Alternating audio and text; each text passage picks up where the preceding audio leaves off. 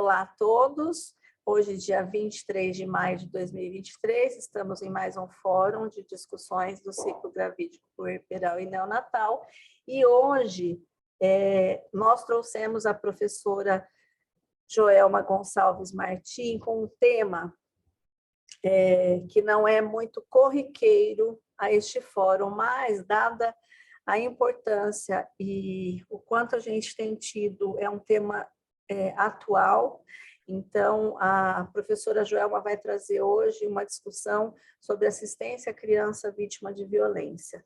A professora Joelma é doutora assistente da disciplina de Medicina Intensiva e Emergências Pediátricas do Departamento de Pediatria da Faculdade de Medicina de Botucatu e vice-presidente do Departamento de Emergências da Sociedade Paulista de Pediatria. Hoje, a matriciadora representada neste fórum é a Unesp, doutora Vera Borges, que trouxe aí, oportunizou a vinda da professora Joelma conosco e que também ficará à disposição no que este grupo precisar, pertinente à aula que a professora Joelma ministrar. É um prazer imenso tê-la conosco, professora, que seja a primeira de muitas vezes que você esteja conosco e que seja uma excelente aula. Muito obrigada, a palavra é sua. Muito obrigada, Adriana. Eu queria aí, em primeiro lugar, agradecer oficialmente aí a vocês que organizam esse evento, dizer da importância dele, principalmente por sua multidisciplinaridade e também pela abordagem, né? Quer dizer, nós estamos trabalhando com tentativas de diminuir a mortalidade da criança, do recém-nascido, da mãe, né? Então, do binômio materno-fetal, que é o principal objeto nosso, né, de amor e de atenção para a gente que é pediatra, né, para quem trabalha com essa área. Então, para mim é uma alegria muito grande estar aqui, não apenas por encontrar os amigos aí, mas por levar para vocês um pouco da minha vivência também, né? A pandemia trouxe as coisas boas que a Adriana falou, entre elas esse veículo, né, multimídia que ajuda a gente a se aproximar um pouquinho no conhecimento. Então, apesar de não ser um tema que seja frequente aqui no fórum de vocês, quando ela me falou do assunto e a gente entendeu que assistência à criança vitimizada seria interessante, eu me encaixei nesse projeto, porque em 2005, quando eu volto de Pederneiras, né, um pouquinho depois que eu volto de Pederneiras para assumir a universidade, viro professora aqui, eu assumi também a responsabilidade no pronto-socorro, na unidade de emergência, pela assistência às crianças vítimas de violência, que não tinham até então um lugar específico para serem tratadas. Isso acontecia com a criança e com a mulher. Né? O que acontecia há 15, 20, 30 anos atrás, diante de uma mulher vitimizada, física e ou sexualmente? Né? Essa mulher sozinha que tinha que buscar o recurso. Então, ela ia no hospital para tratar a ferida. Ela ia na delegacia para fazer o boletim de ocorrência. Ela ia no IML para fazer o exame de corpo de delito, né? E se ela tivesse condições, e se o médico fosse muito atento, a enfermeira fosse muito atenta, ela era encaixada num serviço de psicoterapia, né? Um serviço completo. Então, o Estado de São Paulo, o governo do Estado de São Paulo, instituiu uma lei dizendo o seguinte, que a gente precisava, né, deixar tudo num lugar só para dar assistência a estas mulheres e também às crianças. Então, eu fiquei responsável por este projeto, né? Então, no Hospital das Clínicas aqui da Faculdade de Medicina de Botucatu, como eu sou médica emergencista, as crianças que nos vêm encaminhadas da região ou do próprio município que tem suposição de violência física ou qualquer outra violência, vem para nós, né? Então, acho que é importante pontuar isso antes de eu começar com a aula efetivamente, até porque é importante que vocês divulguem isso, né? Dentro da nossa regional, onde é o serviço que tem um acolhimento que vai tentar, pelo menos, fazer tudo no mesmo lugar, para a criança e a família não terem que ficar aqui, vai nesse médico, ali vai colher exame, ali a enfermeira faz análise, ali o legista faz a lá. Aqui na Faculdade de Medicina de Botucatu. Então, é muito importante, né, principalmente as pessoas que moram em outras cidades ou outras regiões, que reconheçam em suas regiões quem é o polo estratégico. Esse lugar que o governo do estado determina, geralmente os hospitais secundários ou terciários, né, que são responsáveis por acolher essa mulher, essa criança, e eu vou falar particularmente da criança, né, para que ele possa, no mesmo lugar, ter o acolhimento médico, social, de enfermagem, de psicologia, enfim, isso é muito importante, tá? Graças ao bom Deus, apesar de aqui ser um hospital, né, de investigações de doenças crônicas e de muitos casos graves, é um lugar onde nós conseguimos concentrar no mesmo cenário esse atendimento completo da criança, que eu vou mostrar para vocês agora como funciona, tá? Então, deixa eu compartilhar aqui a minha tela com vocês. Só me avise, por favor, se foi para a tela toda. Foi, Dri? Foi sim. E está passando, perfeito. né? Está sim, perfeito, professora. Perfeito. Então, meus queridos e queridas, eu queria que vocês prestassem atenção no videozinho que eu vou passar agora, tá? Esse videozinho, ele não precisa ficar preocupado em entender o que está sendo dito, porque ele está em outra língua, tá? Eu quero que vocês entendam a mensagem do vídeo e depois do vídeo a gente vai conversar.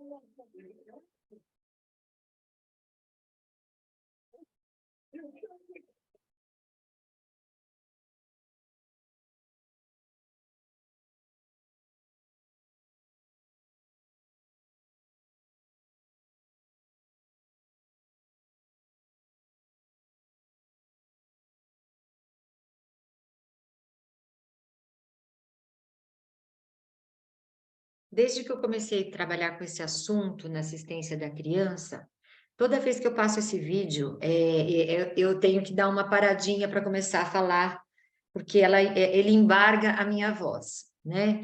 E ele foi passado, a gente passou esse vídeo numa aula do Congresso Brasileiro de Pediatria, e a gente olhava na plateia, estava muito interessante, né? Como tentaram caricaturizar uma situação tão grave.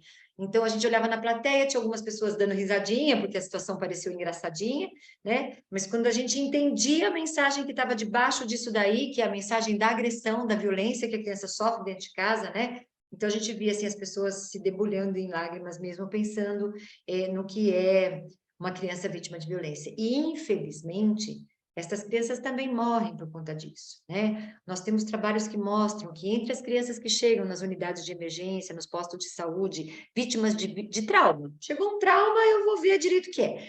10% desses pacientes pediátricos que sofreram traumas são traumas que foram provocados pela família, pelo cuidador, por algum adulto que esteja com ela, tá? 10% é muito, gente. Nós temos uma prevalência muito alta de trauma na unidade de emergência. Então, pensar que essa criança pode não ter caído de forma inadvertida e pode ter sido, pelo contrário, derrubada, agredida, chacoalhada, é uma hipótese muito presente na nossa vida diária. Os 2 últimos bebês que foram a óbito comigo no pronto-socorro foram vítimas de agressão física, 2 gemelares, que ficaram em casa sob os cuidados do padrasto, né? E a mãe saiu para trabalhar. Quando ela volta, os nenês estão inconscientes e ela corre para o nosso pronto-socorro e a gente tenta resolver e reverter a parada cardiorrespiratória. O nenê não volta. Claro que foi para serviço de verificação de óbito, tinha sangramento em sistema nervoso central, quer dizer, 2 bebezinhos ao mesmo tempo sofrendo sangramento de sistema nervoso central, só pode ter sido agressão e era mesmo esse padrasto. Tá? Então, a nossa criança, ela é um ser muito vulnerável, né? E nós, como funcionários da saúde, gestores da saúde, nós temos que efetivamente ficar atentos aos sinais de alerta, tá? De que uma criança pode ou não estar diante de situações de risco, tá? Então, eu queria apontar uma coisa para vocês, nós precisamos do olhar de todos. Uma criança que chega numa unidade da saúde, a menina da limpeza vai prestar atenção como é que foi que chegou, a enfermagem que vai triar, vai olhar e entender um pouco a dinâmica da família, né? O médico que vai atender tem que ter um olhar criterioso em relação a isso, o serviço social vai me ajudar a abocanhar a dinâmica daquela família, entender o que está acontecendo. Então, vejam, nós precisamos um do outro para tirar a nossa criança dessa situação de risco, porque o diagnóstico é difícil, é uma situação muito complexa, tá? Existe a necessidade de nós identificarmos esse risco. E por que essa situação é complexa? Infelizmente, interessantemente, a literatura mostra para nós o seguinte, que a agressão física e ou sexual, em geral, mais frequentemente acontece pela figura masculina não aparentada da criança que está dentro do domicílio. Quem que é essa criança? Quem que é essa pessoa? Essa pessoa provavelmente é o namorado da mãe, é aquilo que nós chamamos de padrasto. E eu tenho muita tristeza de falar esse nome, porque nós temos padrastos maravilhosos, não é? Então, e madrastas maravilhosas. A questão não é essa, mas a questão é que a literatura mostra para a gente que esta figura, que não é aparentada, é aquela que teoricamente não vai ter a paciência para acalentar o bebê. E aí, o que acontece? Nessa relação doentia que pode acontecer deste casal, a mãe, a genitora, o que acontece com esta mãe, com essa genitora? Ela é dependente deste homem, seja emocional, financeira ou sexualmente. Então, muitas das vezes, ela faz vistas grossas, ela tem medo, né? Então, a gente tem que tomar cuidado. Se chama um silent partner. Nas situações de violência, às vezes, um dos cuidadores dentro de casa é um parceiro silencioso. Ele não vai denunciar porque é o meu namorado, porque é o meu mantenedor, porque a nossa relação depende muito um do outro. E outra coisa muito importante que eu queria falar para vocês é que a gente precisa quebrar o ciclo de violência, que no seu evento terminal vai levar essa criança à mortalidade, mas por quê? As feridas são muito grandes emocionais e olha só, reincidência alta. E não só isso, o agredido hoje pode ser o agressor do futuro. Tá? Então, nós precisamos quebrar esse ciclo de violência da nossa criança. E aí, aproveitando a minha amiga Andréia, que está por aqui, a primeira experiência que eu tive com criança que sofria violência foi lá em Pederneiras mesmo. Tá? Eu, recém-formada, estava lá em Pederneiras e chega uma criança de 10 meses com fratura no úmero, tá? Que é um osso muito duro. E a história que a mãe conta para a gente da fratura do úmero foi assim, ele estava pulando na cama, caiu no chão e quebrou o braço. Fale para mim, é que eu estou vendo que deve ter muitas mães e pais. Quantos dos nossos filhos já caíram da cama e não quebraram o úmero, que é um osso muito duro? Então, aquilo, para uma recém-formada que eu era, me inquietou.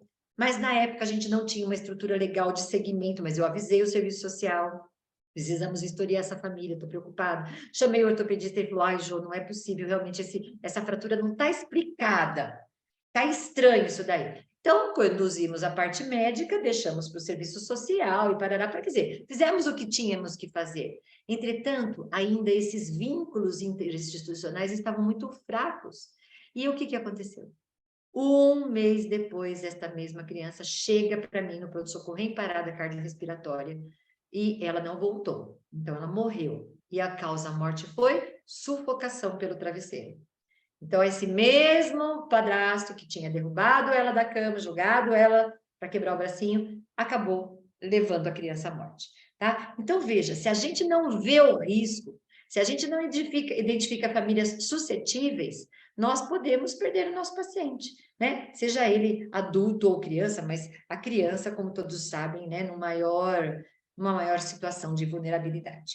Existem muitos tipos de violência, tá, gente? Existe a violência institucional, a violência de guerra, a violência externa, mas eu vou falar para vocês terem uma noção das mais frequentes que a criançada sofre, são a violência física, a negligência ou abandono é uma forma, a psicológica, né, e a sexual, que tem sido mais prevalente nos últimos tempos. Então, abuso físico. Como é que a gente faz para fazer diagnóstico de abuso físico? Porque, normalmente, se for uma criança que fala, é uma criança que tem medo daquele agressor que está dentro da casa, não é? Então, ela chega, se a família fala, olha, ele caiu, bateu e está com um hematoma aqui, e se a gente não se atenta para a maneira como isso aconteceu, você vai entender, a criança não para quieta, é tudo cabrito, né? Então, eles fazem hematomas, eles quebram, então tem que tomar um pouco de... Então, é história. E a história dos profissionais é complementar, né? Às vezes, um médico menos experiente, eu tenho uma enfermeira que já se tocou da situação, é aquela visitadora domiciliar que conhece a dinâmica daquela família, daquele bairro. Então, a anamnese completa é importante para eu identificar.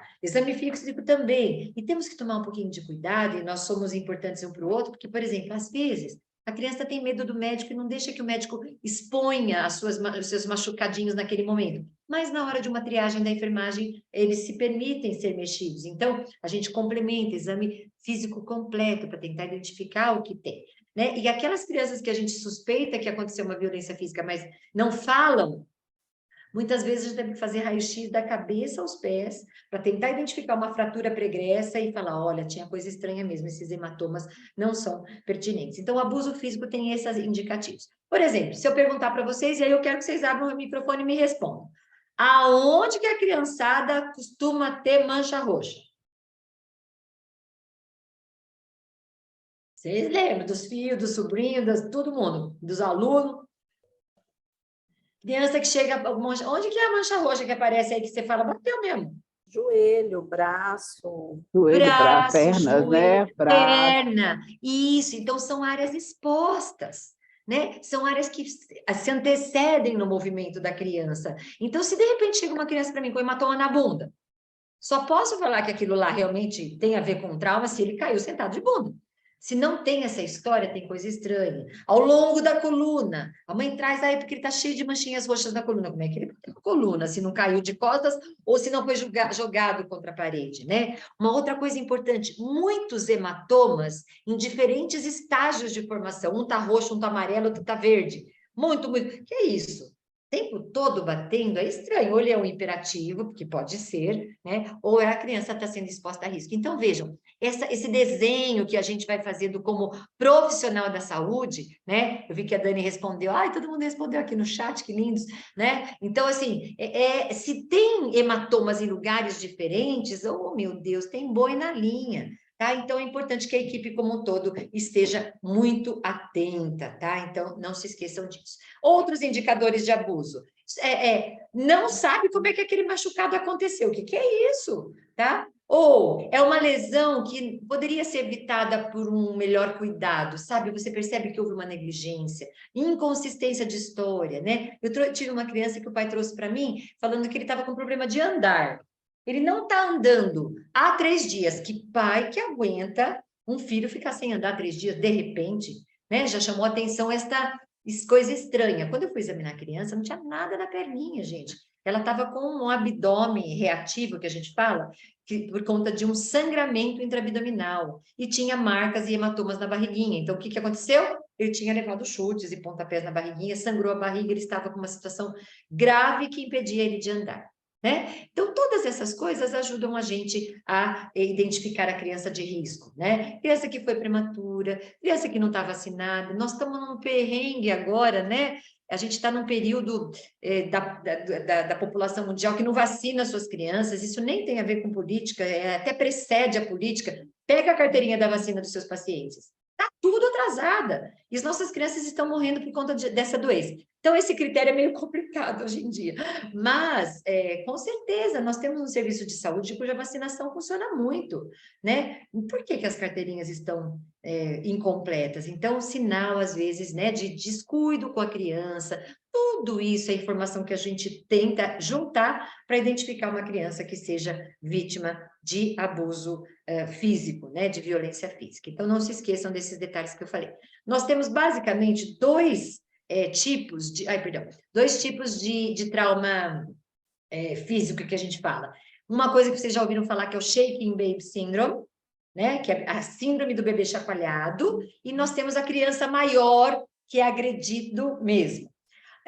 O Shaking Baby Syndrome vai ser um nenê menor que 6 meses, um nenê chorão, um nenê incomodado, que ficou sob os cuidados, provavelmente, dessa figura masculina, e que chega para nós com alterações da consciência ou então com esses hematomas, tá? Por que altera a consciência? Porque é efetivamente isto aqui, eu chacoalhei o bebê que não parava de chorar Isso causa sangramento nas veinhas da cabecinha dele e ele acaba alterando o estado mental. Então, é um bebê que, de repente, vem inconsciente, vem convulsionando, né? Então, assim, e não tem, às vezes, imagem de sangramento no corpinho. Então, se chegar hoje para mim um bebezinho com 6 meses, 4 meses, 5 meses, e chegou inconsciente, eu vou pensar em meningite, eu vou pensar nisso, naquilo, naquilo outro, e em agressão, tá? E as crianças maiores, né, os sinais de agressão serão esses aí.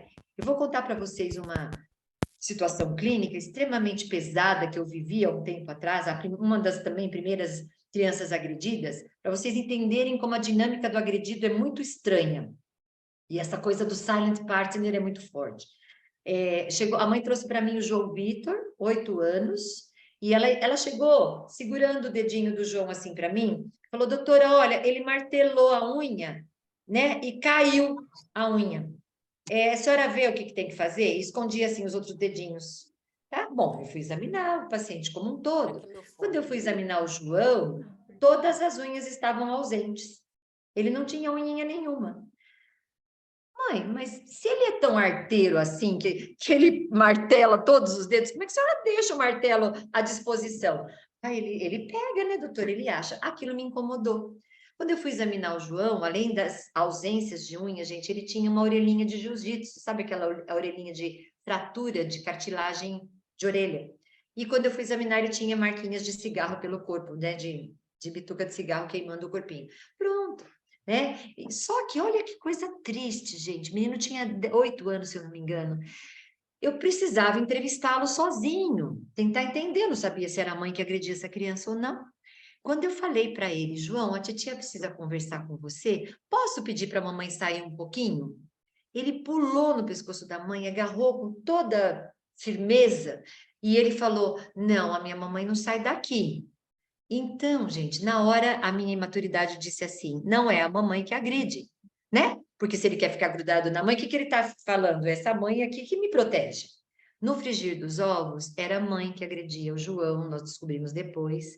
E eu tentei entender o que foi essa coisa que o João fez quando eu pedi para ficar só com ele. Então, nós entendemos que foi o seguinte: aquela bruxa de dentro de casa que o machucava, ele já conhecia. Né? Ficar sozinho comigo, esta outra pessoa que ele nunca viu, ele não sabe que tipo de violência que ele poderia sofrer. Então, olha como as relações familiares ficam muito destruídas quando há violência dentro de casa. É por isso que o olhar do assistente social, do psicólogo, da enfermeira, aquela pessoa que presta atenção quando chega uma criança na unidade, percebe que a mãe não está nem aí com o que o menino está fazendo. Então, tudo isso, né, ajuda a gente a pensar nessa coisa da violência e tenta identificar. Mas às vezes eu preciso, ó, de raio-x, eu preciso de ultrassom, eu preciso de tomografia, eu preciso de exame de sangue, porque, por exemplo, às vezes está aparecendo um monte de manchas no corpo e o menino tem problema circulatório. Então, para identificar se a criança não fala, se ninguém viu, se ninguém nunca denunciou, eu confirmar que a criança é vítima de uma violência, às vezes não é tão simples assim. Existem hipóteses diagnósticas diferenciais, né, gente? Caiu mesmo. Problemas de coagulação, osteomielite, sangramento de outro motivo na cabecinha, tá? Eu tive uma babá maravilhosa, até o dia que eu cheguei em casa e o meu menino mais velho estava com um hematoma tamanho de um ovo de dinossauro na testa, né? Aí o marido também chegou, nós começamos a discutir a relação e falar que nós temos que mandar a babá embora, ela agrediu nosso filho, ela não cuidou dele, é o tamanho do hematoma, que nananana. Enquanto a gente ficava conversando, o meu filho caiu de novo na nossa frente e fez um hematoma de igual tamanho do outro lado da testa. E por que eu estou contando isso para vocês? Que, na verdade, não tinha sido agressão, foi uma fatalidade que acontece com qualquer criança. Então, nós termos esses múltiplos olhares para tentar identificar é muito importante. A hora que aconteceu isso, eu falei para ele, olha, a gente já amava a nossa babá, é verdade que ela é boa mesmo. É uma fatalidade, porque ela falou que foi uma fatalidade. Então, muitos olhares para a gente fechar o diagnóstico é muito importante na violência física. E a violência física, como eu falei, ela é recidivante, ela é progressivamente maior e se eu não interferir no ciclo, ela leva à mortalidade, tá? Então, tomem cuidado com isso, percebeu que há risco, a gente precisa notificar, acompanhar a família e tentar proteger a nossa criança. Outra forma de violência, negligência. O que é negligência? é não atender às necessidades básicas daquele pequeno paciente, certo? Isso é muito importante. Então, assim, quais são as necessidades básicas que uma criança precisa? Alimentar, higiene, vacina, ir ao médico para acompanhar, né? A gente esquece, hoje em dia está esse movimento de não vacinação das crianças. O que está escrito no Estatuto da Criança e do Adolescente? Que existe uma punição para a família que não vacina. Como é que a gente está rolando com isso no Brasil, né? A gente precisa ficar mais atento em relação a isso. Então, criança que está sempre com verminho, está sempre infectada, dentinho cariado. Gente, quando eu era criança, não tinha dentista para todo mundo na escola, nos postos, não sei aonde. A gente passava falta desse recurso. Hoje, graças a Deus, pode demorar um pouquinho, ajuda, mas tem aonde alguns bons recursos, públicos, inclusive, né? Então, assim, como é que essa criança está lá com aquele dentinho todo destruído, né? Tá sujinha. Outro dia, um aluno me chamou para checar um caso dele, um caso clínico dele, e ele falou assim para mim, ai, doutora, duas coisas me preocuparam nessa criança, além dele ser muito magrinho, ele tem um negócio na pele, que eu não sei o que é. A mãe trouxe por causa disso, uma lesão de pele. Vamos lá ver. Quando a gente foi ver, gente, o aluno perguntou, professora, como é que é o nome disso? Expliquei, né? Mas não queria falar na frente da mãe até ajustar o negócio. Eu falei assim para o aluno, eu falei, filho, isso aí chama-se insuficiência saponácea. Ele demorou uns 5 minutos para entender que era sujeira. Faltava lavar, a criança estava toda encardida, né? E era magrinho. Poxa, junta um magrinho com sujinho, o que significa isso? Minimamente as necessidades essenciais não estão sendo garantidas, né? Então, tome cuidado com isso. A nossa criança pode passar por muita negligência, né? Não vai na escola, não tem vacina. Agora, que sinal de alerta para ninguém? Porque nenhuma mãe vai falar assim, ó, eu não estou dando comida porque eu não quero dar comida. Né? Ela pode até contar que não tem comida para dar, mas que ela não está dando porque ela não se importa com a fome da criança, ela não vai contar, né? Que ela não dá banho porque o menino não quer tomar banho, ela não vai falar desse jeito. Então, quais são os comportamentos da família que você percebe que deve ter um pouco de negligência? Falta do toque, né? Você entra numa sala para fazer uma assistência, qualquer que seja ela, a criança está chorando de medo de você, que é o médico, que é o enfermeiro, que é o assistente social. Está lá debaixo da maca. A mãe não está nem aí com o choro da criança. O que a gente faz quando uma criança nossa está chorando? Se for uma birra, talvez um pito.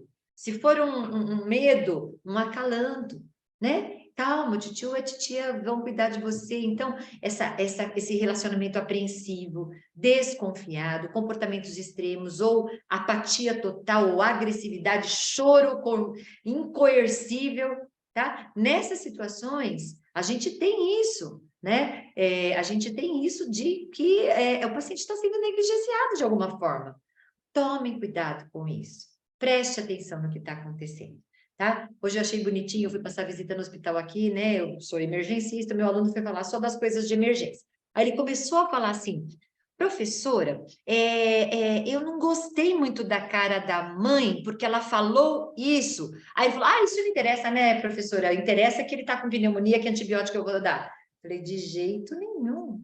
A criança é um binômio, mesmo na unidade de emergência, nós temos que entender como que é a situação dela. E as famílias novas, o que a gente fala para as famílias novas?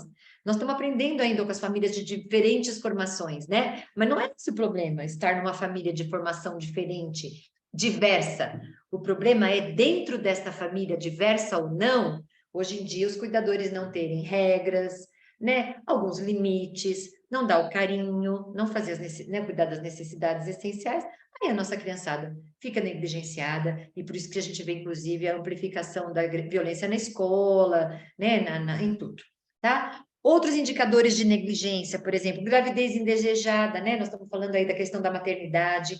Eu lembro quando eu era aluna, minha professora falava assim, vocês não me digam que mãe adolescente não presta, que mãe adolescente não sabe cuidar de nenê, porque tem muita mãe adolescente que cuida muito bem. Não é generalizar, mas uma maternidade na adolescência é uma quebra de momento da vida daquela adolescente, né, gente? Então, que se não tiver um suporte familiar muito grande, é sugestivo de ser uma relação difícil. Então, Presta atenção na mãe adolescente, em quem escondeu a gravidez, em quem desenvolve depressão pós-parto, em quem tem vontade de dar o nenê, né? Em quem não quer segurar o nenê, né? Nenê pendurado, largado com outras pessoas. Tome cuidado.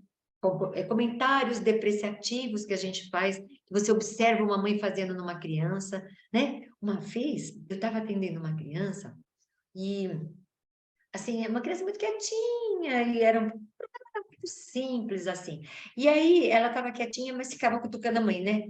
Tipo, fala comigo, mãe, fala comigo. E a mãezinha não dava muita bola, a mãe pegou um papel e um lápis e falou, desenha aí, tá? Desenha aí. Aí a menina desenhou, enquanto eu estava conversando com a menina desenhou uma xícara de café, pôs a fumacinha saindo da xícara de café, entregou para a mãe o desenho e falou, mamãe, fiz esse chazinho para você, experimenta. A mãe pega a folha de papel, faz de conta que está tomando o chazinho, e a menina pergunta, gostou, mamãe? A mãe olhou e falou para ela, não, é muito ruim. Gente, a hora que eu vi essa postura da mãe, falei, gente, tem, né, tem boi nessa linha. A relação maternal-paternal não está legal. Então, estes pacientes são sujeitos a situações de negligência. Nós precisamos ficar atentos em relação a isso. Ok? Então, já falamos da violência física, da violência negligência, vamos falar do Munchausen. Munchausen, gente, é uma violência psicológica, tem nome, é um tipo de violência psicológica. Munchausen existem dois tipos. Clássico ou by proxy. Clássico é o que o próprio paciente causa em si, by proxy é o que o cuidador causa no paciente. Então, eu vou contar primeiro para vocês um caso que eu atendi de Munchausen clássico. Um menino de 10 anos que me chegou com a história de estar sangrando o xixi. E todo mundo na casa dele, todo mundo não, o pai e o irmão tinham problemas renais. O que nós vamos pensar? É o terceiro menino da família com problema renal, estava fazendo xixi com sangue. Deve estar a mesma doença do papai e do irmão, vamos investigar. Investiguei, mandei o xixi dele para o laboratório, recebi uma carta do laboratório assim, ó, a senhora está testando a confiabilidade do nosso laboratório? Eu falei, não, por quê? Porque a senhora mandou um xixi com sangue e com sal grosso, sal de churrasco. Falei, Jesus amado, mas não, eu não consigo entender o que é isso. O que é? E aí a gente foi voltar na criança e entender o que estava acontecendo. E a única hipótese que eu pude levantar, gente, é que o menino de 8, 9, 10 anos estava enfiando sal grosso na uretra para que esse sal grosso fizesse o xixi ficar sanguinolento e as pessoas verem que ele fazia xixi com sangue. Para quê? Por que ele fazia isso com ele? Tá? Porque o papai e o irmão eram muito doentes. A família inteira só dava cuidado para quem? O papai e para o irmão. Ele era um menino que estava sofrendo a ausência do cuidado, porque ele não era doente. Então, olha isso, ó, essa coisa emocional pesada, dura. Ele falou: não tenho dúvida, vou provocar em mim uma dor que faça as pessoas pensarem que eu tenho a mesma doença do meu irmão e do meu pai. Para quê? Para eu receber o cuidado. Então, o Munchausen clássico é isso. Eu provoco sintomas, eu minto sobre sintomas, né, para ter algum benefício secundário. Gente, isso aí é uma disfunção familiar, não estou percebendo que o meu segundo filhinho está sofrendo falta de cuidado porque eu só cuido do outro. Né? E o Munchausen by proxy é quando o cuidador provoca sintoma na criança. Tá? Então, eu peguei uma menininha que veio de São Manuel, a cidade aqui perto, e a colega mandou e falou, Jô, ela tá grave, ela tá com hipoglicemia, eu já tentei tratar, não deu certo, ela não acorda, ela tá comatosa. Falei, pode mandar para nós aqui, né? E, gente, quando você corrige a hipoglicemia de um paciente, ele acorda. Eu corrigi, ela não acordou. Falei, meu Deus, será que ela teve uma hipoglicemia, desmaiou, caiu, bateu a cabeça e tem um trauma craniano? Vou fazer uma tomografia. Normal, né? E aí começou a me chamar a atenção, porque a mãe começou uma verborreia muito bonita, parecia médica. O que eu quero dizer é assim, conhecimentos técnicos muito grandes. Então é isso aqui, ó, vocabulário médico bonito, completo, adequado. Parece um cuidador experiente, tá? Por mais que tenha uma doença grave, imagina essa criança com coma, que tratou lá na outra cidade e não melhorou. É para a mãe estar desesperada. Então, por mais que a doença nos pareça grave, para a mãe também, para a família também, ela não parece tão preocupada, porque ela conhece os termos médicos, ela, né? Se você vai tirar a história dessa família, tem um monte de gente grave na família, todo mundo já morreu, né? E isso não cola. É uma família que tem uma cara de saúde, mas que estão morrendo de doença grave, certo? Responsável, inteligente, simpática, até parece cuidadosa, mas na verdade ela está escondendo os sinais e sintomas que ela provoca no paciente, no seu próprio filho, para ter o benefício secundário. Então, essa minha menininha da hipoglicemia era a mãe que dava hipoglicemia antioral para ela. A mãe era uma pessoa solitária, ninguém da família cuidava dela, dava bola para ela, então era um jeito. Cada vez que ela ia para o hospital com a menina com hipoglicemia, os parentes apareciam, o médico dava atenção, chamava a enfermeira, todo mundo cuidava daquela menina que quase morreu. Mas quem quase morreu foi quem quase matou, na verdade, tá? Mas é um distúrbio comportamental muito grave, tá? Então, Munchausen, prestem atenção nisso, né? Então, às vezes, sintomas que você não consegue explicar, que coisa estranha, né? Que o médico não identifica, que a gente faz exame, que você olha aquela família que não parece ter uma interação legal, que parece estar se beneficiando da doença do parente, tem que pensar nessa hipótese, o psicólogo tem que estar com a gente ali para ajudar, inclusive, a fechar esse diagnóstico, certo? E por último, né, das violências sobre as quais eu gostaria de falar, vocês imaginam, né? A Tatiele até falou aqui, o meu Deus, né? Tati, as crianças morrem por conta de Munchausen, porque imagina, uma hipoglicemia pode causar uma parada cardiorrespiratória numa criança, tá? Então, a dinâmica e a evolução desse quadro de tentativa de simular sintomas na criança pode levar ela à morte, né? As famílias não sabem os efeitos adversos dos medicamentos, sabe? Então é muito grave, assim, é muito triste, na verdade. Eu peguei uma adolescente que a mãe nos trouxe, e a história era o seguinte: a adolescente sangrava no umbigo e na orelha uma vez por mês. Então a mãe veio desesperada, falou: doutora, é o segundo mês quando eu vejo tem sangue no umbigo e tem sangue na orelha da minha filha, que é isso? Né? Nós falamos, meu Deus, aqui só o House para identificar o que é esse diagnóstico, sangrar no umbigo, sangrar na orelha. E nós temos uma doencinha aí que chama endometriose, que poderia justificar, foi a hipótese que eu fiz na época, eu mandei para a ginecologia fez toda a investigação, não era. Chega de novo, depois de uns 6 meses, a menina no mesmo pronto-socorro comigo, de plantonista, e a história, doutora, não era aquilo que a senhora falou, e ela continua sangrando. A gente senta para prestar mais atenção e contar, e ouvir a história e identificar. Mãe, você vê sangrar? Não, doutora, ela é assim, ela fala, mamãe, vai sangrar. Ela corre no banheiro e volta com o umbigo e com a orelha com sangramento, né? E aí a gente chegou ao diagnóstico que ela besuntava o umbigo e a orelha com sangue menstrual, certo? E foi esse o diagnóstico de certeza. Agora, por que uma adolescente está fazendo isso para chamar atenção? Aí, a hora que a gente mandou para psicologia, viu, ela tinha sido abusada sexualmente por um coleguinha de escola há uns 2 anos atrás, e ela foi apresentando distúrbio de comportamento, foi ficando triste, caiu nota de escola tal, e a maneira de gritar por ajuda foi mostrar um sintoma físico para alguém dar bola para ela, certo? Então, atenção, né? Quando as pessoas contam coisas esdrúxulas, não fica só pensando que é só uma bela de uma mentira ou a pessoa está ficando louca. Às vezes ela induz sintomas porque ela precisa de um benefício de acolhimento secundário, tá? E agora o abuso sexual, né, gente? O abuso sexual é uma situação muito complexa. Eu considero, né, abuso sexual qualquer atividade, não precisa ter conjunção carnal, né? Pode ser exposição, pode ser lambida, pode ser mão, pode ser retirar a roupa, pode ser sim a conjunção carnal, né? De qualquer pessoa mais madura sobre um menos maduro, sendo que abaixo de 14 anos, qualquer uma destas atividades configura violência sexual. Isso é muito difícil, às vezes, da família entender. Um dia uma mãe perguntou assim para mim, doutora, eu só quero saber se o ímã está roto da minha filha. Quando eu falei que não estava roto, ela falou assim, ai, graças a Deus, né? Não aconteceu nada. Aconteceu. O coleguinha de escola levava ela para o banheiro, tirava a roupinha dela e mexia com ela. Passava a mão na genitália dela. Ela estava sendo abusada.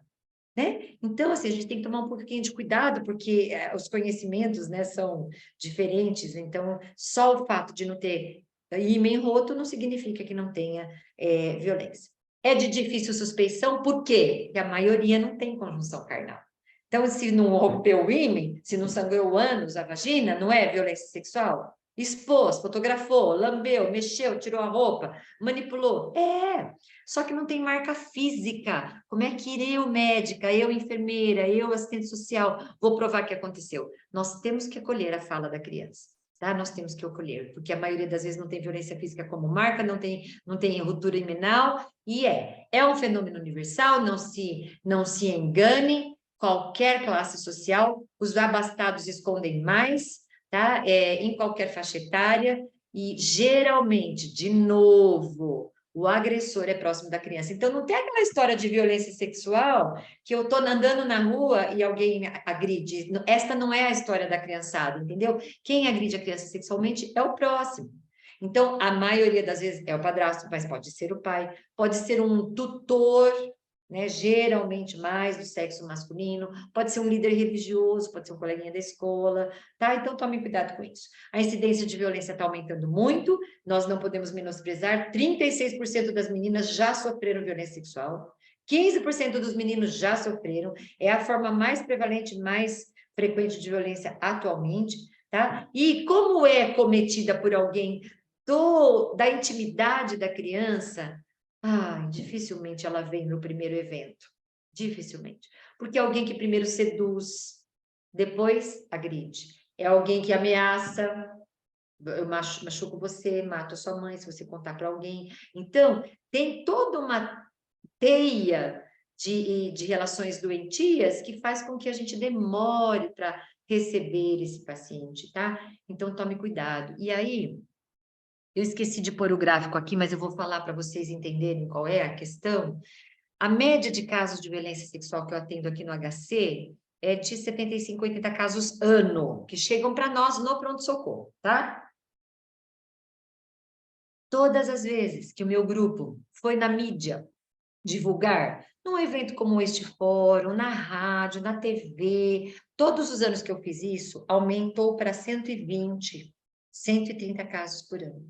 Então, é uma falha nossa do serviço não fazer essa divulgação sistemática, não ir nas escolas sistematicamente, porque quando a gente começa a falar que manipular não pode, que expor a roupinha não pode, fazer um toque indevido não pode, né? Tudo isso, que nós temos um lugar para te acolher, né? Se você começar a esclarecer, abrir os olhos, os casos aparecem. Então, vocês precisam ter ciência desses casos, me ajudar na divulgação para que esses casos apareçam, tá? Meninas e mais que meninos, claro. O pequenininho é difícil chegar para a gente, porque geralmente o pequenininho não vai falar que está sofrendo, é só se a mãe descobre alguma coisa, né? Então, habitualmente chegam ali em torno de 8, 10 anos e vem sofrendo violência há muito tempo, e aí naquele momento não aguenta mais, explode, a criança explode e fala, ai, eu preciso contar para alguém, né? E aí a criança conta e chega para a gente, tá? Às vezes não conta. Ó, a professora, a enfermeira, a assistente social, a cuidadora do aluno, o tutor, o diretor vai ter que ficar atento nisso aqui, ó. Não conta. Mas era uma criança que tinha um bom rendimento escolar, não vai ter mais. Referência de contato sexual inapropriado, chega contando mais ou menos, é uma brincadeirinha assim. Queixas anogenitais estranhas, já foi no médico, já tratou, não é verme, não é nada ali, né? Queixas físicas não genitais, começa a ter uma dor de cabeça, dormir mal, pesadelos, começa a se masturbar na escola, né? Quem começa, uma criança fora de idade começa a ter esse estímulo sexual precoce, é porque ou ela viu alguma coisa dentro de casa, do casal, televisão, ou ela foi manipulada. Tá? Então, isso é muito importante. E aí, aqui, em relação a essas manifestações, fiquem atentos, né? Fazer xixi na cama tem milhares de causas, e também a violência sexual, tá? Então, tomem cuidado com isso, porque se a gente não pensar nisso, a gente não vai chegar ao nosso paciente, tá bom? Geralmente tem vergonha também embutida nisso, e tem mais uma coisa que é muito doentia. As adolescentes bonitinhas, né, que estão ficando mocinhas e estão dentro de casa e tem um namorado da mãe dentro dessa casa, elas começam a chamar a atenção desse namorado. no sentido de que estão bonitas, e esse namorado pode se mostrar interessado pela mãe, muitas das mães não protegem essa menina por ciúme mesmo, tá? E aqui eu não estou colocando a mãe como vilã, tá, gente? Eu estou dizendo nessa situação em que existe um silent partner, tá? Agora, às vezes não, uma mãe que percebe, né, claro, esta disfunção desse parceiro, ela vai tocar o parceiro para fora de casa, né? Se ela não estiver morrendo de medo dele, ela vai fazer isso, ela vai proteger a sua filha, o seu filho, com certeza. Então, nós precisamos ver que é uma situação muito, muito complexa, desde uma mãe desesperada, precisando da nossa ajuda para tirar aquela pessoa que está agredindo a sua filha, até alguém que é parceiro, tá? O caso mais grave de violência sexual que eu peguei na minha vida, ela chegou, a avó entrou para o pronto-socorro correndo, desesperada, gritando, me viu na porta do pronto-socorro, jogou a Vitória no meu colo e falou assim, salva minha neta, porque ela tomou uma pisa do avodrasto, tá? Levamos para a sala de emergência, a Vitória estava muito grave. Quando eu abri as roupinhas da Vitória, a Vitória tem um monte de hematomas na forma de sapato, na forma de... Então, quer dizer, ela tomou de verdade uma pisa desse avô, ela estava grave, tivemos que entubar. Quando eu fui examinar, ela tinha violência sexual também, então tinha rotura vaginal, imenal, lá, anal, tal. Enfim, a Vitória deu muito trabalho, foi para UTI, e ficou sequelada, porque ela teve lesão neurológica também, porque ela sofreu agressão física e sexual. E a hora que a gente parou, né, resolveu, internou a menina na UTI, vamos pensar nessa coisa horrorosa, né, chamou a atenção da gente assim, nossa, que engraçado, né, a Vitória veio muito limpinha, né, estava com um vestidinho bem limpinho quando ela chegou para nós. E a avó falou assim, olha, peguei minha neta que estava tomando uma pisa do avô e trouxe para o hospital. Gente, se eu estou salvando uma criança de uma agressão física, eu não troco roupa, certo? Levo a criança pelada, se for o caso, né? Então, nós ficamos meio encasquetados com isso, né? Mas fizemos a condução médica, escrevemos todas as coisas. É claro que não é a gente que investiga, mas é só para contar para vocês que no frigir dos ovos, quando o serviço social foi fazer visita domiciliar, a polícia foi investigar, foi atrás do cara, né? A vizinhança falou, não, a gente ouvia a Vitória apanhando muito, né?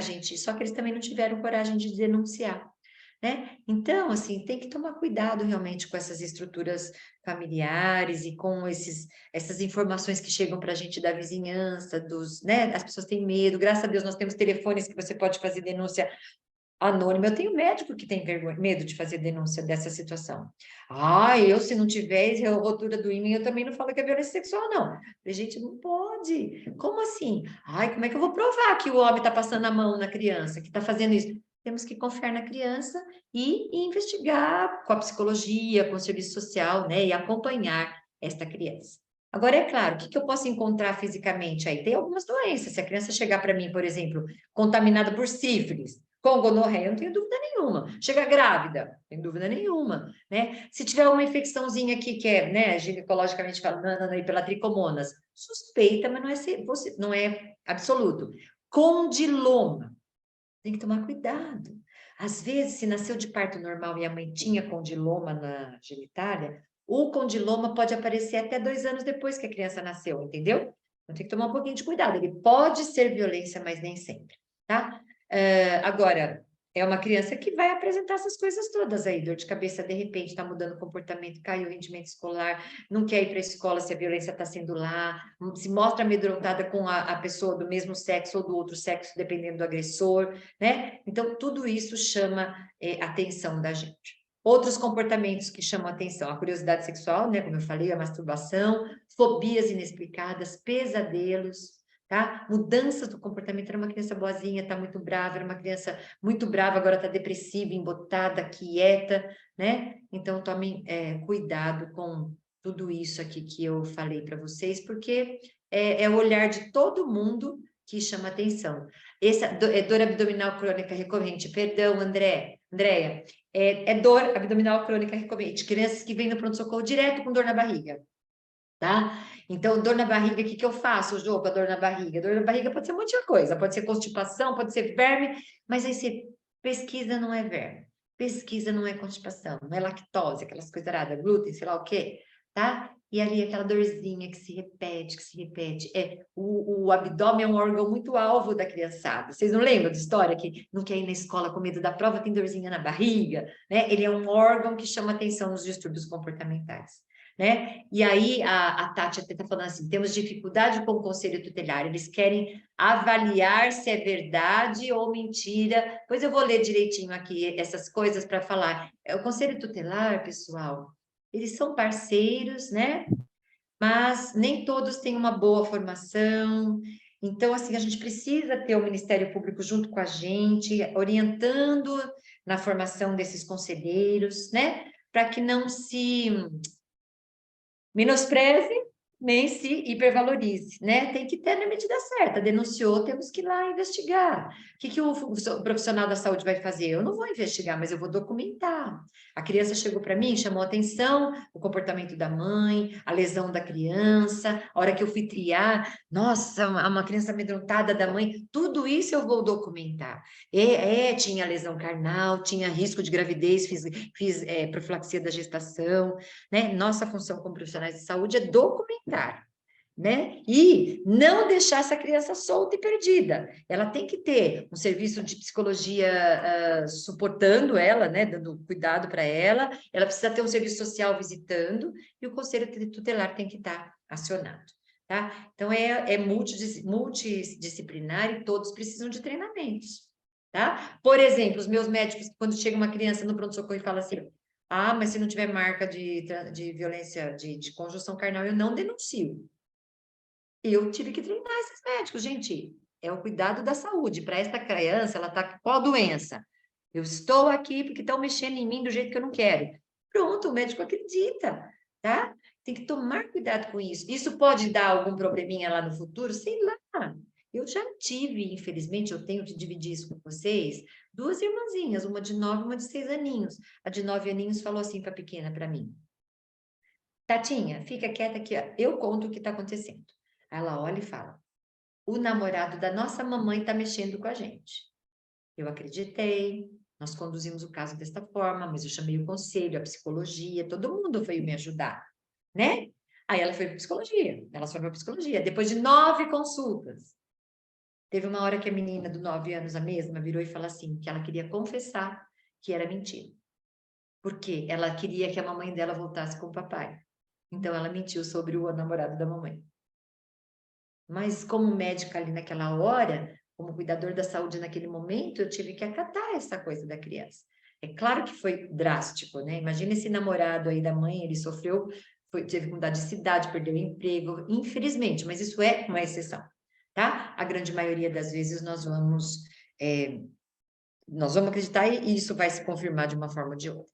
Tá bom? Então, identifique e notifique o abuso. Qualquer pessoa, diz que 100, tá? Liga lá e fala, tá agredindo a criança aqui, tô ouvindo barulho estranho, tô preocupada, não precisa falar seu nome. Para os meus médicos que têm medo de denunciar, às vezes eu falo, liga lá, avisa o serviço social da nossa escola e deixa que eles fazem, não vai falar o seu nome. Tudo bem, tá? O médico e o enfermeiro, principalmente, precisa saber se teve conjunção carnal para fazer profilaxia, que é prevenção das doenças sexualmente transmissíveis, porque se teve conjunção carnal, a criança pega sífilis, gonorreia, engravida, né? Então, nós temos que fazer tudo isso. Se aconteceu a menos que 72 horas e a menina já teve a menarca, precisa fazer a contracepção de urgência e tem que coletar a prova forense, tá? Nós só precisamos de boletim de ocorrência na emergência para chamar o legista para colher a prova forense, para atender, para dar remédio, para orientar, eu não preciso, tá? Então, nós não podemos ficar esperando.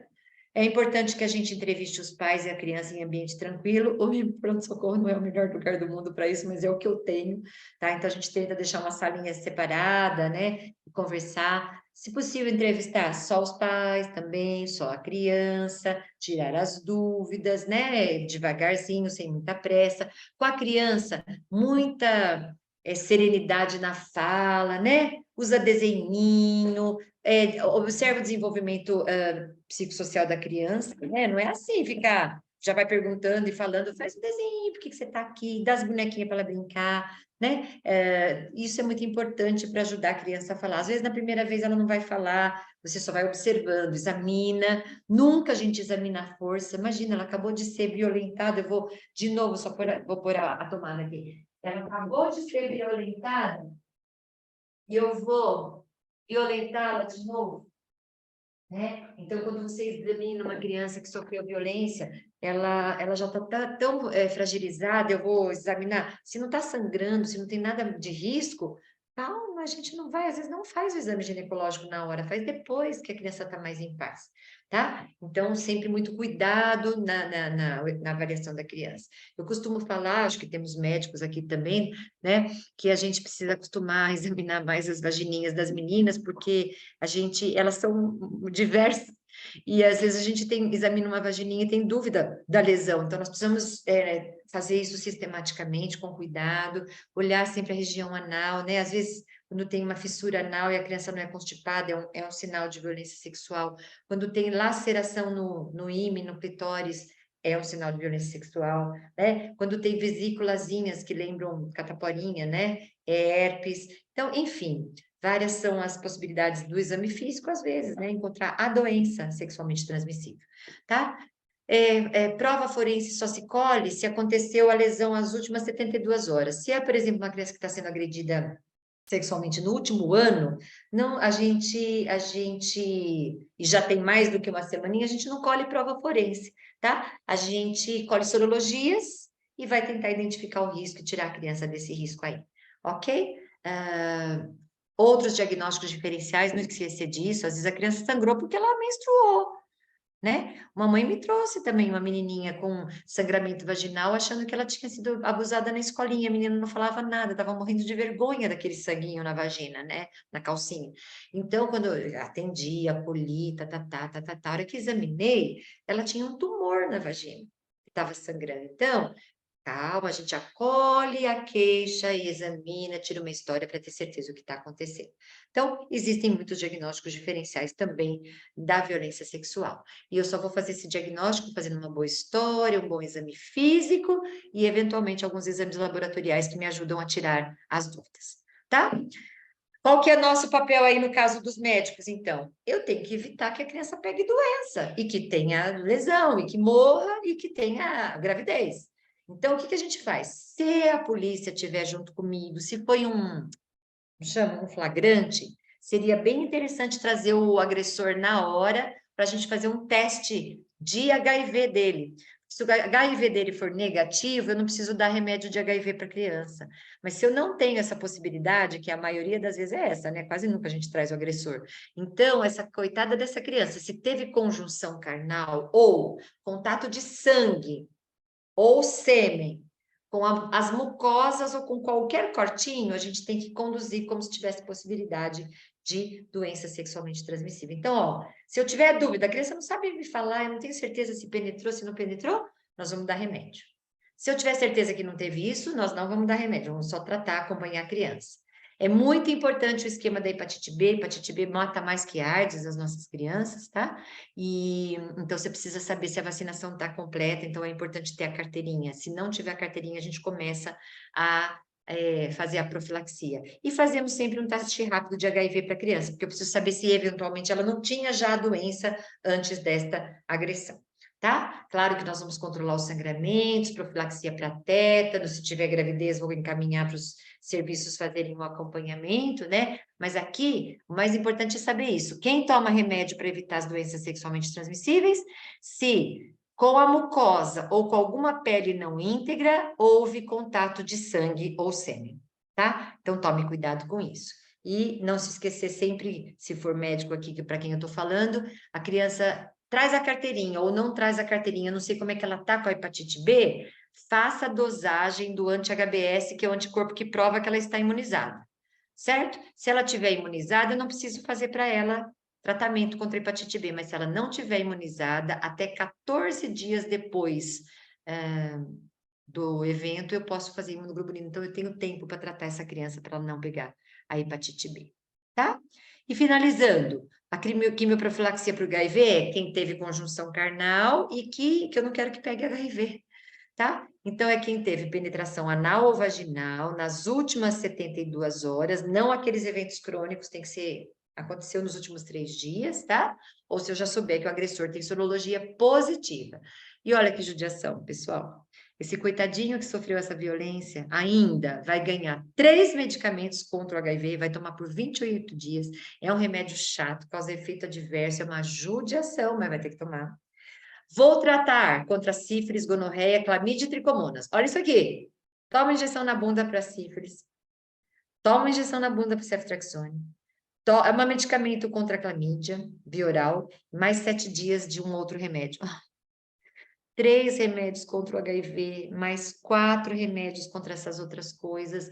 É mais violência quase, né? Essa criança está exaurida, está sofrida, uma família fragmentada. Ainda sai daqui com receitinha de remédio, mas precisa, para a criança não pegar a infecção. E se ela tiver tido, né, possibilidade aí de gravidez, até 72 horas da conjunção carnal, a gente faz a profilaxia ou a anticoncepção de emergência. Tudo bem?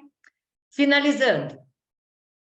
Empatia sempre ao tratar qualquer pessoa, ao tratar qualquer paciente. Ouvidos de ouvir, né? Aquele ouvido que capta nas entrelinhas o que é o problema, não só o que é dito, tá? Esclareça todos os pontos, não tenha pressa de explicar, né? Que nem aquela mãe que falou, ai, doutora, no ímen tá normal. Falei, calma, mas não é assim, né? Graças a Deus essa parte está tudo bem, mas ela está ainda sofrendo violência, né? Veja como as outras pessoas que sabem da agressão estão se comportando, não transmita reprovação em nenhum momento. Há qualquer suspeita de abuso, notifique ainda que anonimamente, tá? E se for uma criança de risco, né, vai voltar para a casa do agressor, porque não teve um flagrante, ainda não sei, né? Se possível, interne esse paciente até você ter certeza que ela vai voltar para um lugar mais seguro.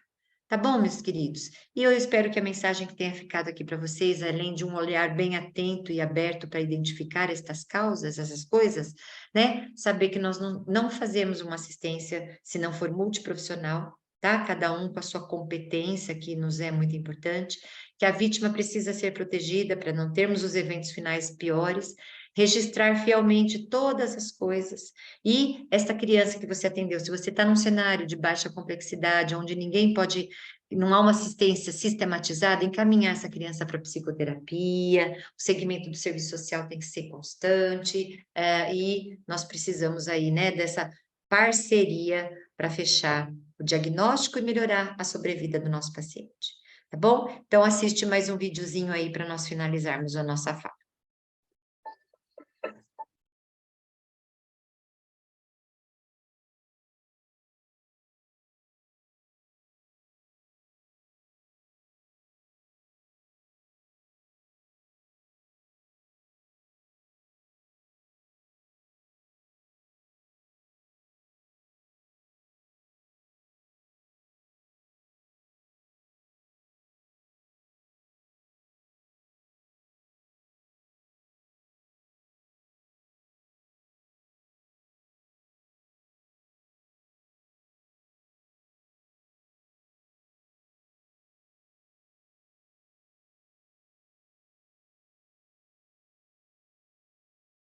Você pensar que às vezes a criança preferiria que o seu cuidador fosse um animal e não o seu papai e sua mamãe, né? É uma coisa muito pesada, mas a gente só vai mudar essa realidade se a gente tiver os olhos bem abertos em relação a esse risco, né? E ouvir de verdade quando a queixa nos é trazida, tá, gente? Então, eu espero que eu tenha conseguido aí ilustrar essa situação de violência na infância e estou aqui à disposição de vocês, mas acho que eu vou começar olhando aqui no chat e começar a responder pelo chat enquanto vocês vão aí, né, perguntando o que vocês quiserem. Eu falo para você, professora. Tá bom. Bom, primeiro dizer que é difícil, né, a gente ouvi-la e logo em seguida ter que falar. Em primeiro lugar, agradecer. Eu me sinto privilegiada de estar nesse espaço há 2 anos e a cada professor que vem aqui, eu tenho uma grata surpresa, o quanto é bom te ouvir falar com tanta leveza de um tema tão difícil, né? Para nós que somos profissionais, gestores, somos pais, somos mães, né? Somos professores, o quanto falar desse tema é muito difícil, é muito impactante. Primeiro, vou fazer alusão ao que a Janete, lá da Baixada Santista, trouxe aqui. E ainda tem os casos em que a criança pode interpretar o abuso sexual do adulto como uma brincadeira, fortalecendo uma relação de afeto com o agressor. Queria passar isso para a senhora. Tem mesmo, né? Porque dependendo do agressor, ele é o sedutor, antes de mais nada, né? Para conseguir o que ele quer, ele vai seduzindo essa criança com carinho, com atenção, né? Então, o que que a gente precisa fazer? Se essa criança que fez essa relação de afeto, ela não vai trazer isso como queixa, né?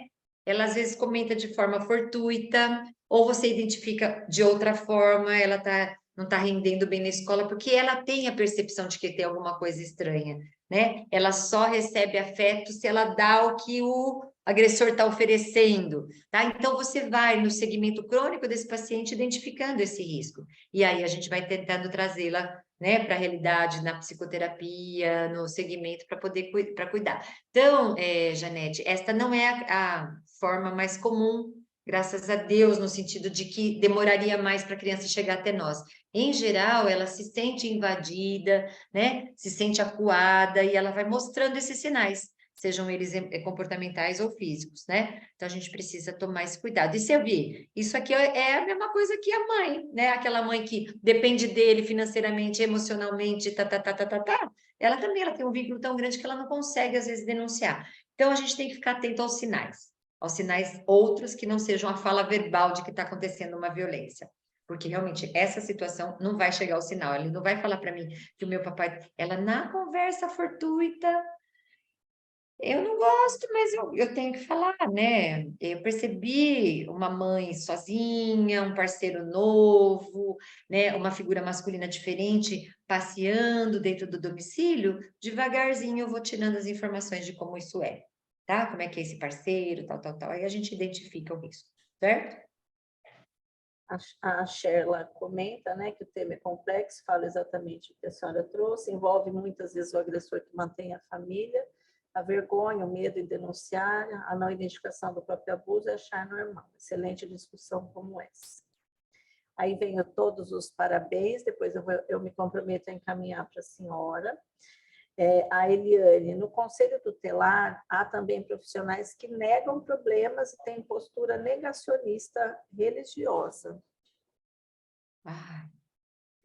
Aí, amores da minha vida, como esse momento, né, porque já está na mão do conselho, sai da visão debaixo do pediatra, principalmente, o que nós precisamos? Por isso que o serviço social tem que estar junto, tem que estar monitorando o trabalho do conselho tutelar, porque o serviço social é de profissionais que têm preparação para isso, e se a gente perceber, junto com o serviço social, por exemplo, aqui no meu serviço, a hora que a criança foi atendida no pronto-socorro, nós marcamos ambulatório, ela tem consulta agendada, agenda aberta. Em 15 dias ela volta para eu ver se está tomando remédio, se colheu o exame, e se chegou na psicóloga e se o serviço social está lá. Tá? Então, quando eu volto, né, com essa criança volta, eu vou checar se todas as coisas estão sendo feitas direitinho, inclusive eu vou checar serviço social e conselho tutelar também. Se eu perceber que o conselho tutelar não foi bom, aqui nosso serviço social é muito atento também, eles falam, Jô, não está legal, a gente vai direto no promotor. A gente pula essa etapa, o que é muito difícil, eu sei, porque a gente tem tantas funções, né? Mas a gente vai direto na promotoria e fala, olha, não está rolando, tem que ver melhor essa criança. E geralmente dá certo, tá? A gente tem um grupo de pessoas envolvidas com isso, mas dá certo, tá? Professora, acho que é muito importante falar da importância da rede, né? Como a rede Sim. tem que se comportar, porque no seu penúltimo slide você traz essa questão de retornar para o local, né, da vitimização, não só pensar em como tem que estruturar os serviços para não revitimizar, mas como que você volta, se você não olhar para as questões de controle social, onde essa criança está inserida, você está retornando ela para o foco. E acontece o que aconteceu com a criança que você atendeu, da fratura do úmero voltou e envolvida num evento que levou à morte. Isso Então, mesmo. eu acho que isso você trouxe, né, na sua fala, no começo da sua aula, quanto os serviços precisam se estruturar para isso. Exatamente. Eu vi que tem um pessoal do CA Vidas aqui, e aqui na secretaria tem um grupo de enfrentamento à violência. Então, esse grupo trata aí dessa linha de cuidado para o Estado, dá apoio para os DRS, mas o quanto não é fácil, né, você ampliar essa informação intersetores, porque as portas de entrada são múltiplas, né? Não só dos lares, mas da escola, de vários lugares, e o quanto os profissionais precisam estar engajados nessa questão da violência, e isso que você fala, né? A importância de monitorar, né, o caminhar dessa vítima, né? E como que a gente pode evitar novas ocorrências. Uhum. A É isso. Obrigada. A Andréia Rafael, de São José dos Campos, ano passado fui votar na eleição dos conselheiros tutelares da minha cidade, pela primeira vez, pois talvez tarde demais. Comecei a perceber a importância de eleger pessoas cuja interpretação da realidade social, econômica e cultural fosse semelhante aos princípios. Precisamos cuidar desses espaços de poder.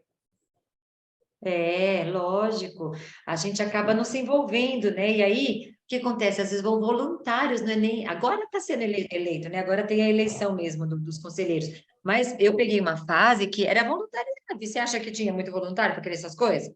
Não tem, né? Então, assim, via quem tinha. Então, hoje não, hoje você pode se voluntariar, mas ser submetido a uma eleição, a pessoa pode fazer, pode e deve fazer uma campanha, você deve conhecer os antecedentes dessa pessoa, tudo isso para minimizar, né, esse buraco de formação que às vezes tem, né? Então, perfeito, é isso. E complementando essa coisa de estar nos espaços, né? O que a Janete falou assim, inclusive nós temos que estar no espaço da denúncia. Nós, profissionais da escola, do ensino, da saúde, a gente não pode se eximir de falar, entendeu? Então, tem que denunciar, nem que seja de forma anônima. E existem lugares para fazer isso de forma anônima, entendeu? Então, por exemplo, só assim, não quero encobridar muito, mas quando a Vitória foi a óbito, depois a Vitória, não contei para vocês, mas essa menina, depois de alguns anos, morreu, né, daquela violência gravíssima. E no dia, todo mundo falou para os guardas assim: eu quero ser testemunha, eu quero ser testemunha, né? Mas quando foi oficialmente chamar as testemunhas, ninguém quis ir, porque era muito pesado. E eu, como chefe de serviço, e eu falei: eu vou, e fui até o fim. E quando eu fui depor, gente, foi a experiência mais horrível da minha vida. O agressor estava dentro da sala. E eu tinha que falar para o juiz, para o promotor, para o júri que estava lá, né? Então, eu falei por 2 horas quase, contando tudo isso que eu contei para vocês. Eu chorei as 2 horas seguidas, falando porque eu revivenciei aquilo, e aquele homem na minha frente, assim, me olhando, e eu lembrando a cena.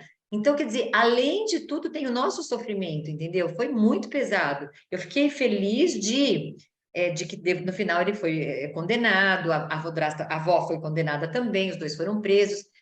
Mas, meu Deus, que coisa pesada. Então, às vezes, a gente também não tem coragem de denunciar, porque você fala: ai, meu Deus, se eu for ter que ser testemunha, não sei o que, ela é muito pesado. Mas tem que ter a nossa responsabilidade, né? Professora, tem os casos que os profissionais eles trabalham com a questão da assinatura institucional para não personalizar, né?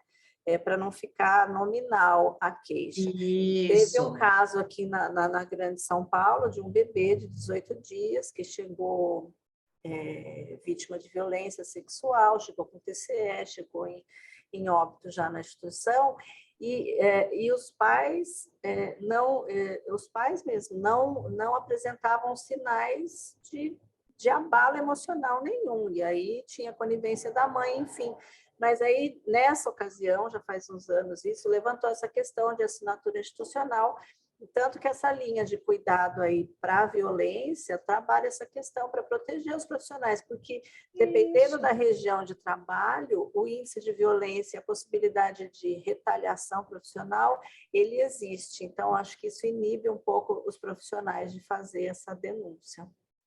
Isso, então precisamos, né, também batalhar para que isso seja universalizado, né? Em todo lugar você ter esse recurso que aí te protege, para a gente não escapar dessa responsabilidade. Perfeito. Aqui a Andréa Rafael pergunta, Doutora Joelma, por favor, quem preenche a ficha assinante de notificação no HC? A enfermagem. Quem faz a triagem, a abertura, tudo é a equipe de enfermagem nossa. E aí ela faz o preenchimento e encaminha para a notificação oficial.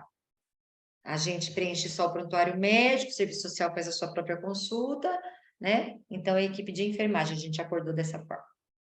Na porta, a equipe Na porta. da porta, né? Tá. Da porta. Essa era a outra pergunta dela. A Janete, doutora Joelma, estou sem áudio, mas queria meu áudio aberto agora para dizer que você é uma fofa e que aqui na Baixada Santista estamos discutindo a organização do cuidado na violência e queremos saber se poderíamos te convidar para uma discussão aberta em nossa região, uma região de Porto, que é a rota de turismo sexual, vulnerabilidades, entre outras. Sempre. Vocês podem sempre me convidar para qualquer evento nessa área ou no cuidado da criança. Eu fico muito feliz. É só pegar meu contato aí a Adriana já tem aí meu e-mail, meu telefone. Muito obrigada por convidar, por pensar em me convidar. Eu iria presencial ou remotamente. Agora você já é nossa professora, não entrou, Já sou mesmo, gente. Entrou nesse círculo. É minha responsabilidade, sabe, gente? Então, assim, infelizmente, poucas pessoas abraçam essa causa. Então, assim, é isso que eu falei para vocês. Quem que foi nas rádios, assim? Eu acabei de montar um projeto de extensão para botar meus alunos nesse treinamento. Senão, as pernas são só minhas. Claro que eu sou apoiada pela psicologia. Hoje nós temos um grupo maior. Mas, assim, por muito tempo, essa coisa da divulgação ficou comigo. Então, aí eu fiquei deficitária mesmo também, né? Então, a gente precisa se unir mesmo, replicar isso que a gente está discutindo aqui. Perfeito. A Janete, li num livro de autobiografia que o estupro num corpo de 8 anos é uma questão de agulha ceder, porque o camelo não consegue. Esta frase me marcou. Aí vem as parabenizações. A Kátia. Adriana, queria fazer um deixa eu só terminar, eu já passo, tá bom? Obrigada. Eu vi sua mãozinha levantada. O cuidado de fato acontece se a rede como um todo está envolvida, implicada, comprometida e compadecida. Marília, sua explanação foi um feixe de luz em uma seara tão sombria. Como dito, é preciso muito preparo, orientação de todos os profissionais envolvidos, de modo a minimizar as negativas, medo e sentimento de culpa. Somente conhecimento e o trabalho multidisciplinar é capaz de mudar um pouco esta dura realidade. A Elaine, do GVE 22. Doutora, quando observamos um corrimento vaginal em crianças de 3 a 4 anos, nós devemos colher uma lâmina de secreção da parte externa da vagina? Gente, corrimento em criancinha de 3 a 4 anos tem tanta coisinha mais simples, sabe? Às vezes é falta de higiene, às vezes é calcinha de poliéster, às vezes é verminho, às vezes é constipação. Então, assim, precisa dar uma olhada nisso. Fazer esse diagnóstico, querer um pediatra dar uma olhadinha. Agora, um corrimento que é persistente, que eu conduzi todas essas outras coisas e não resolveu, aí sim, aí a gente faz uma lâmina. Senão, não precisa. Tá? Fátima? Oi, doutora Gelma, eu me chamo Fátima, eu sou articuladora da saúde da mulher da RAS9, que é a região de Bauru, 68 municípios, inclusive a região de Botucatu. E o meu contato maior, eu não te conhecia, meu contato maior é com a Cristiane. Sim, a Cristiloff. Que ela era coordenadora, não sei se continua, né? Assim, a coordenadora desse grupo grande que vocês têm. Conheço a médica também, Letícia. A Letícia da MI, da infectologia. Então, você não conhecia. E a gente faz algumas reuniões periódicas da violência. Nós estamos fazendo um trabalho grande com o grupo técnico da Secretaria de Saúde, comandado pela doutora Silmara, e trabalhando no Vale do Jurumirim. Já fizemos várias reuniões, vários fóruns, e a Cris sempre participa. E o que eu sinto falta da Unesp de Botucatu, eu acho que é muito bem montado o trabalho de vocês, tanto da mulher quanto da criança, adulto, vocês atendem todos, vocês são porta aberta, né? O pessoal da região tem referência com vocês, principalmente o Vale e a região de Botucatu, mas o que eu sinto um pouco, que a gente já discutiu nas reuniões com a Cris, é sobre... eu coloquei o nome de alta responsável, porque esses municípios, esses pacientes que chegam aí, depois elas voltam para os municípios. E daí eu percebo, com a pouca experiência que eu tenho com esse grupo, com esse assunto, que o município, muitas vezes, não dá continuidade com essa criança, com essa mulher, com esse idoso, né? Então, até uma das últimas reuniões, nós pedimos para a Cris se não dava para a parte da saúde, porque a parte social de vocês, acho que funciona perfeitamente. Se não desse para ter um viés mais com a saúde, de a universidade entrar em contato mais com a saúde, para passar o caso e ter um monitoramento. Né? Eu queria responder no lugar da professora. Eu acho que esse é um trabalho nosso, enquanto secretaria, para fazer essa articulação, porque a responsabilidade da gestão não está para o hospital. Eu acho que fazer a rede o hospital, eu acredito que a professora Joelma se coloque à disposição para fazer esse matriciamento, que é o que ela está fazendo aqui hoje. Eu acho que essa vinculação, a gente poderia mapear, Fátima, ver quem são os municípios para quem ela contra-referencia esses pacientes e a gente desenhar essa rede, ver se essa rede está desenhada. Se não tiver, a gente encaminha e bota a doutora Silmara nesse engajamento aí. A Silmara estava presente, sim, na reunião. Então, mas eu acho que é isso. A gente solicitou para a crise e não teve resposta, entendeu? Mas aí como eu acho que a gente... Eu achei, na equipe, eu achei que ela soubesse alguma coisa. Eu entendi. Como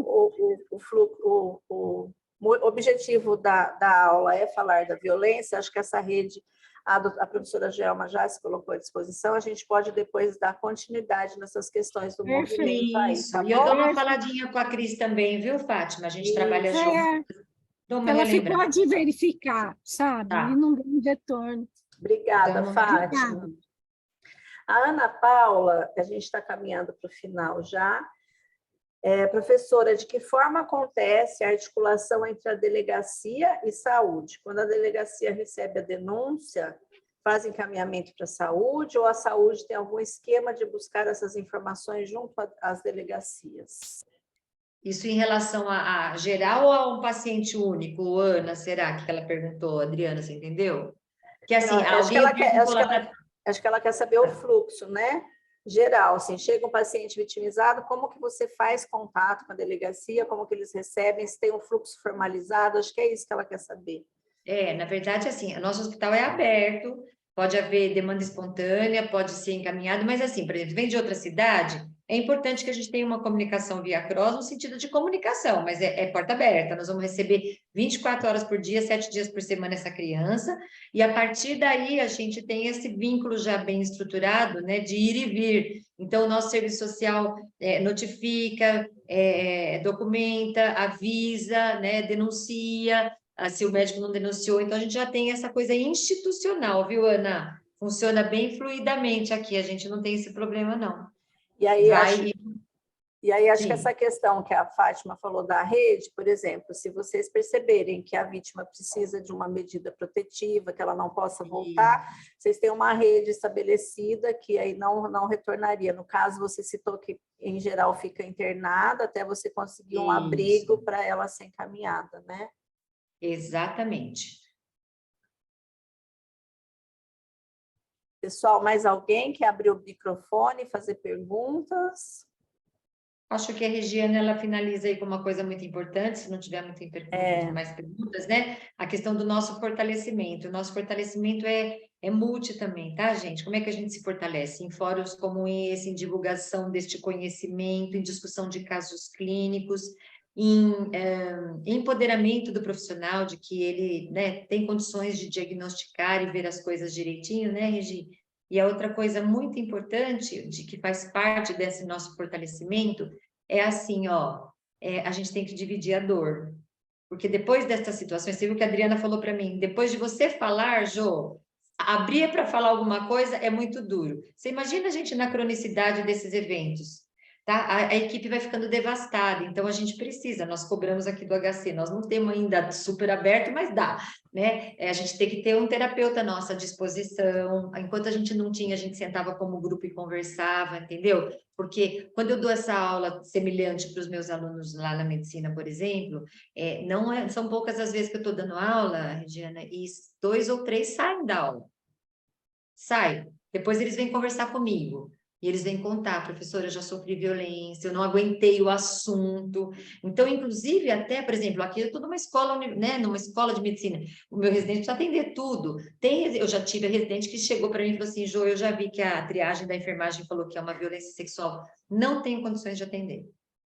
Certo? Então, tudo isso, né, faz parte desse fortalecimento da gente, para a gente estar preparado e forte para atender esse que é o indefeso, né, que às vezes por uma doença familiar, né, desestrutura familiar, não está sendo protegido no lugar que ele tinha mais que ser protegido. Né? Então, a gente tem que estar mais forte nessa hora aí, né? E são muitas as coisas, né? Tudo isso é muito multifatorial. Uma vez uma mãe trouxe um menino para mim, tá tudo bem, doutora? Tá. Ó, eu sei, foi meu marido mesmo que violentou ele, não é o pai do menino. É só que assim, doutora, eu só queria saber se ele tá machucado. Se ele não tá machucado, eu já tô indo embora, porque o meu marido é prefeito de uma cidade X, tem capangas, falou que se eu denunciasse, ele ia mandar me matar. Então, doutora, eu não quero que a senhora denuncie. Entendeu? Eu falei para ela, falei, eu vou atrás da sua proteção, mas eu preciso denunciar, não posso deixar você voltar para esse lugar, né? Então, olha, é muito fator, nós precisamos do promotor, da polícia civil, de tudo, né? Senão a gente não dá conta, porque realmente é uma situação muito devastadora e pesada, forte. Você quer falar, Regiana? Está com o microfone? Quer falar? Concordo plenamente, né? Obrigada pela atenção, pelo acolhimento da minha pergunta. É um momento assim. Travou você, Rê. Muito rico, né? Oi? Agora voltou. É que você travou um pouquinho. Eu travei? Ah, tá.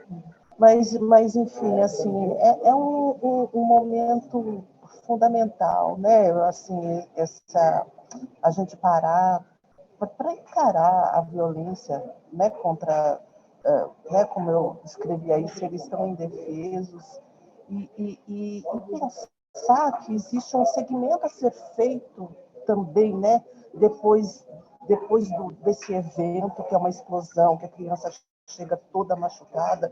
Estava acontecendo muita coisa antes, e aí como fazer para que isso não continue, como fazer para que isso, né, não vai parar totalmente, né? Mas assim, talvez as equipes de saúde da família nesse ponto, assim, desde que bem preparadas, fortalecidas para isso, devam assim fazer um acompanhamento mais próximo dessas famílias, né? Acho que não são todos os casos que as crianças que têm indicação para abrigamento das crianças. Então, assim, como a doutora Joelma está falando, né? Realmente a gente precisa ser fortalecido, ser cuidado, né? Quem vive isso também precisa ser cuidado, né? São pessoas profissionais que cuidam, mas que precisam de ser cuidados também. Aqui é uma bênção, sabe? Por exemplo, eu terminei o atendimento médico, o assistente social minha está ali já, sabe? Ele já vem junto, às vezes a gente até faz uma consulta junto para a criança não ter que falar muito, e aí eles já me ajudam, aí eles, enquanto eu estou terminando o atendimento médico, eles já estão indo lá, vendo o entorno daquela família, a estrutura daquela família. Então, assim, aqui ainda tem muitos déficits, mas é uma bênção. A hora que eu dou alta para essa criança com a receitinha, que não sei o quê, ele já está saindo com a consultinha para daqui 15 dias voltar. Eu já tenho uma agenda aberta de psicologia. Isso foi uma construção, né? Como eu falei para vocês, começou em 2005, né? Mas nós fomos ajustando. No começo eu não tinha para onde mandar, né? Então, não cabe todo mundo. Tem criança que a gente fala, ixi, nós vamos ter que mandar para a cidade, outra cidade, porque não tem psicóloga ali. Enfim, a rede precisa se fortalecer também como um todo. Mas aqui eu tenho esse benefício, né? Graças a Deus a gente tem todo mundo ali junto, né? Para evitar que a criança volte para o seu ciclo de vitimização, né? Isso mesmo. Eu acho que, gente, não tem receita de bolo, mas a base é a educação. Nós precisamos de mais doutoras Joelmas, mais professoras Joelmas, porque quando os profissionais eles aprendem a ter empatia, ela usou essa palavra, e é muito difícil a gente ver um profissional médico dizendo que se preocupa com a empatia, que se preocupa com o todo. Eu não estou, eu estou dizendo só, são elogios, salva de palmas para você, professora, porque a base educacional, acho que ela é tudo, porque nós aqui, e assim, dizer para você que eu sofri durante sua aula, fiquei muito feliz com a construção do cuidado, não é um trabalho fácil, o terreno é árido, às vezes a gente acha que não será possível, né, preparar esse terreno para que ele se torne um solo fértil, mas ouvindo esse relato seu, a gente vê que é possível, né? Uma construção longa, mas a base de educação, e não é só para médicos, é para todos os profissionais. E o quanto a gente precisa olhar para os núcleos familiares, seja a formação que elas tiverem e com as necessidades que elas tiverem. Então, é possível que a gente estruture esse sistema e que a gente possa cuidar e diminuir esse índice de violência.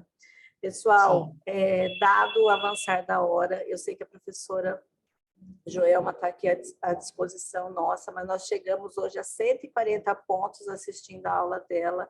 Isso é uma imensa gratidão que vocês possam levar, capilarizar tudo isso que nós aprendemos aqui hoje. Pedir, professora, para você compartilhar o PDF da sua aula, porque muita gente precisa e eles usam isso para fazer um trabalho educacional na ponta. Sim. Então, em nome do Grupo de Enfrentamento à Morte Materna, Infantil e Fetal, quero agradecer sua presença, que você venha mais vezes, esteja mais vezes conosco. Vou passar seu contato para a Janete e passar as considerações finais para você. Muito obrigada. Nada, eu quero só agradecer, uma oportunidade que eu não queria perder. A Adriana sabe, eu estou me recuperando de uma cirurgia, ainda estou de licença, na verdade, mas eu não queria deixar de participar com vocês, porque eu sei da importância disso, dessa replicação, desse conhecimento, tá? Regiana, uma das primeiras coisas que aconteceu quando a gente começou a atender essas crianças é que a gente não tinha essa estrutura da rede, né? Então, aconteceu, atender uma criança violentada, essa fisicamente, volta para o domicílio onde o agressor ainda morava lá. A próxima consulta que ele veio numa queixa aguda de pronto-socorro foi o mesmo agressor que trouxe, porque era o padrasto que cuidava dela lá, entendeu? Então, assim, lá no começo a gente trupicou de cada forma, que você fala, ai, meu Deus do céu, quem trouxe a criança foi o agressor, o que é isso? Né? E a gente foi ajustando, ainda como já falei, tem falhas, mas construção de formiguinha, não desistir, pensar que é uma missão nossa, né? Resguardar a saúde do nosso paciente. Então, aí a gente vai, tá bom? Acho que o segredo é esse, trabalhar junto e trabalhar sempre, tá? Tem uma palavra de Mark Twain, que é um poeta americano, ele fala assim, se você quiser ir rápido, vai sozinho. Mas se você quiser ir longe, vá acompanhando. Exatamente. Né? Então a gente precisa ir junto, senão a gente não vai para lugar nenhum. A gente pode até ir muito longe, assim, né? Mas para chegar lá onde eu quero, é junto. Tá bom? Eu uso essa frase no final das minhas reuniões dos comitês de vigilância. Então deu certo, Dri, tá vendo? Certo. Professora, gratidão imensa, uma excelente recuperação. A gente se vê em breve. Um beijo. Boa tarde a todos, uma ótima semana. Boa tarde. Prazer enorme, viu? Prazer, Andréia. te reencontrar. Um beijo enorme para vocês. Tchau, gente.